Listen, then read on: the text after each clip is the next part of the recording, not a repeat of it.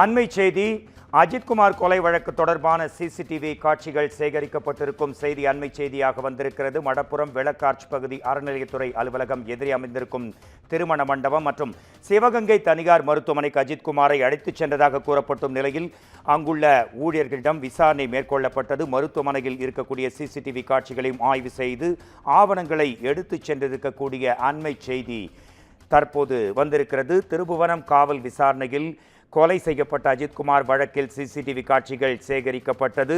இது தொடர்பாக அஜித்குமாருக்கு நீதிமன்றம் நிவாரணம் அறிவித்தது. தமிழக அரசு தருவதாக அந்த நிவாரண தொகை தற்போது 25 லட்சம் ரூபாயாகவும் அதிகரிக்கப்பட்டிருக்கும் இந்த நிலையில் தற்போது அஜித்குமார் விசாரணையில் கொல்லப்பட்ட அந்த வழக்கு தொடர்பான சிசிடிவி காட்சிகள் சேகரிக்கப்பட்டிருக்கிறது. பல்வேறு இடங்களில் இருக்கும் சிசிடிவி காட்சிகள் அடிப்படையாக கொண்டு இந்த விசாரணை நடைபெற்றுக் கொண்டிருக்கிறது. தற்போதைய செய்தி அண்மை செய்தி இது.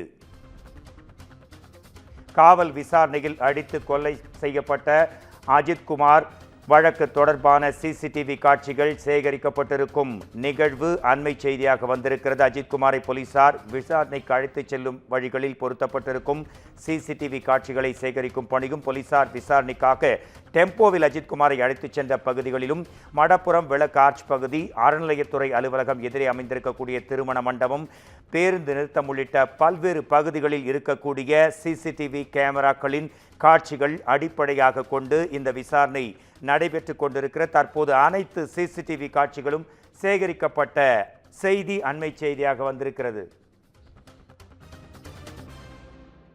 அஜித்குமார் விசாரணையில் அடித்து கொல்லப்பட்ட வழக்கு தொடர்பான அனைத்து சிசிடிவி காட்சிகளும் சேகரிக்கப்பட்டிருக்கும் செய்தி தமிழ்நாட்டில் சில வாரங்களுக்கு முன்பு அதிர்வலைகளை உண்டாக்கிய அஜித்குமார் படுகொலை வழக்கு தொடர்பாக காவலர்கள் அதிரடியாக கைது செய்யப்பட்டனர். பல்வேறு உயர் அதிகாரிகள் இடமாற்றம் செய்யப்பட்ட நிலையில் தற்போது அஜித்குமார் கொலை வழக்கு தொடர்பாக அஜித்குமார் சென்ற போலீசாருடன் அவர் சென்ற அந்த டெம்போ வாகனம் சென்ற பகுதிகளில் இருக்கக்கூடிய அனைத்து பகுதிகளிலும் உள்ள சிசிடிவி கேமரா காட்சிகள் தற்போது சேகரிக்கப்பட்டிருக்கிறது.